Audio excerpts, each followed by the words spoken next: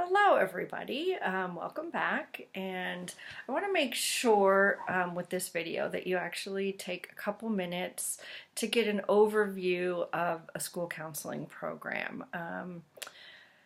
Have you ever used a computer and just jumped in and just let go of all the directions, or maybe you're so inclined that you can actually put together, say, a cabinet or some shelves, and you get the directions and those get set aside until you actually need them. You just kind of jump in to the project.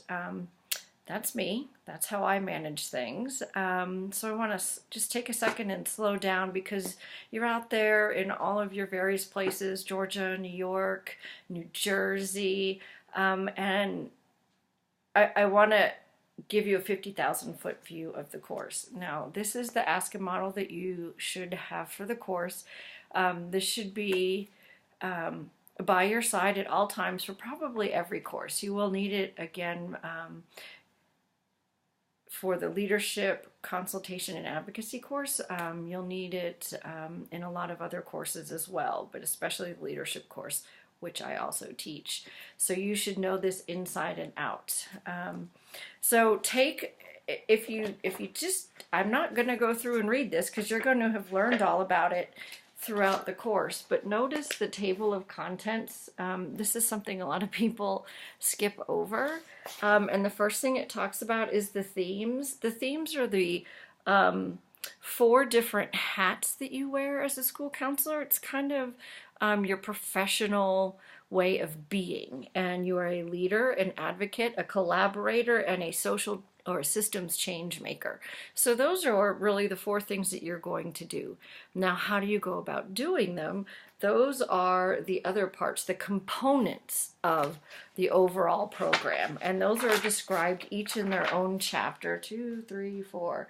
And those are the foundation. That's where you establish your beliefs, your goals, your philosophies. It talks about what we hope students will leave a school counseling program with as far as mental health, career, and academic goals. It talks about your competencies as a school counselor, what it is that you should be good at to be successful in your role.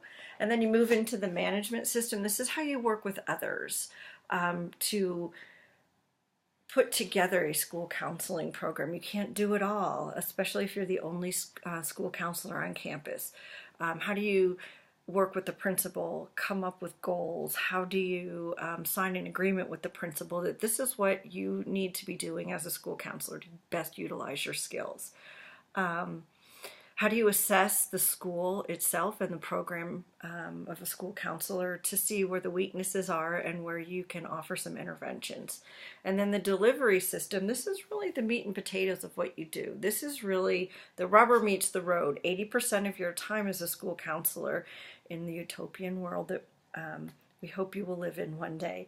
This is where you should spend all your time. This is where you do your group counseling, individual counseling, guidance lessons, or counseling core lessons, where you do individual student planning. You're going to hear that a lot, and you should know that individual student planning is actually like advising. You have an advisor here at Walden. You will serve in advisory capacity as a school counselor and help not just seniors, but kindergartners and parents and everybody, get into the right courses, find out what they're passionate for. So that's your advising capacity. Individual student planning is not counseling, it's advisory. And then the last component is accountability. We are just as accountable as the teachers, the principals, and everyone else on the school campus. Accountability for us is showing how we have impacted critical data, such as helping to close the achievement gap, increasing completion rates, making sure 504s are in place for everybody who should have one, and denied for those whose families prefer not to have one. So how are we accountable to the overall school system? That's critical data. And then soft data is considered how is what we do going. How are the group counseling sessions going? How are our guidance lessons impacting students? How how is that speaker we brought in, how has it changed the students? So it's a measure of our own program, but it's also a measure of our impact on the overall school system. So those are the 4 components.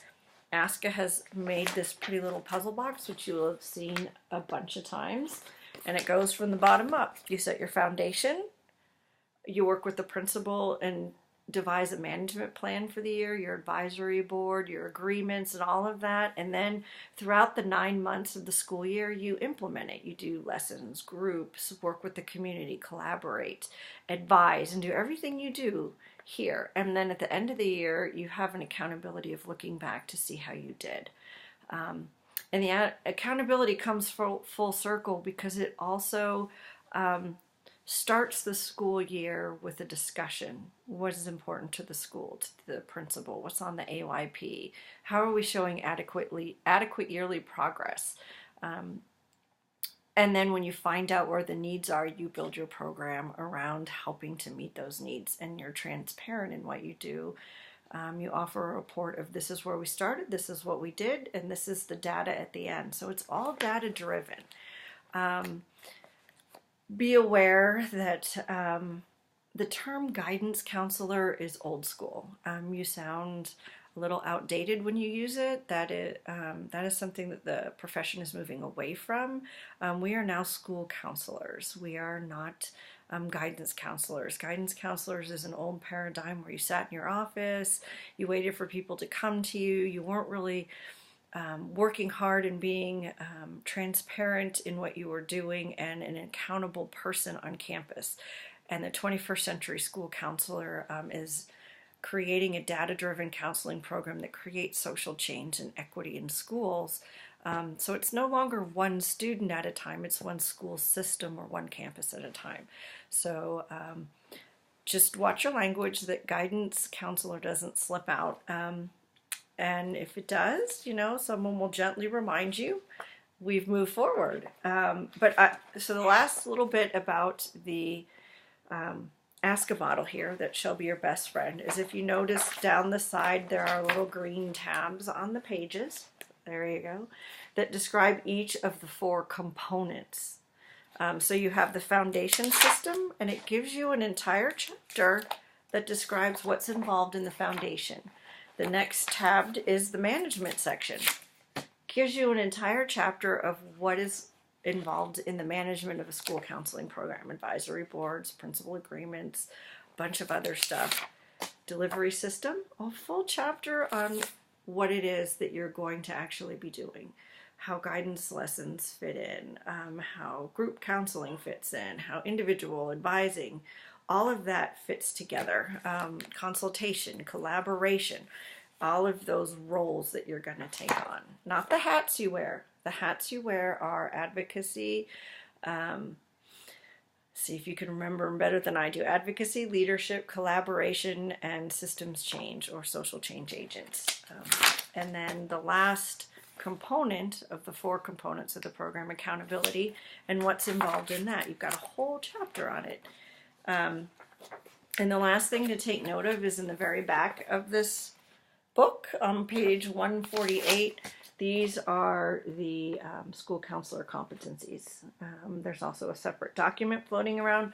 What is not in here that people look for and look for and look for, and I promise you are not going to find it in here, are student standards. That's a separate document. It'll be posted in the course. It'll be posted in discussions when it's necessary to understand those. What student standards are kind of like mental health components that we believe every student should be able to leave a school system and have those skills. And that ranges from cultural competencies to problem solving, to interpersonal relationships, managing their own personal growth. There's a whole set of them. The reason it's not in here is those are constantly being updated. So to put them in here, this book would be revised probably every other year. So it's not in here, it's a separate document, and I will share that with you so that you have a copy of it. It's broken down by age, really by grade, and by category. So you have your school counselor standards and your student standards. You will get to know those in this course, and again in the leadership, advocacy, and consultation course that you'll be taking later on in your studies here at Walden. So that's my review of the ASCA model. You're going to be looking closer at it throughout the coming weeks. I also, in another video clip here, am going to talk about professional identity. How is it that you are different from a teacher or somebody else on campus, an administrator or a parent? How does your role differ? Because if we don't distinguish our roles and our identity, what are we needed for? So maybe you watch that first, and if you haven't seen that yet, that is the other video that is being shared with you this week. So reach out to me with any questions or concerns. I love hearing from all of you, and I will see you out there in cyberspace. Have a good week. Thank you.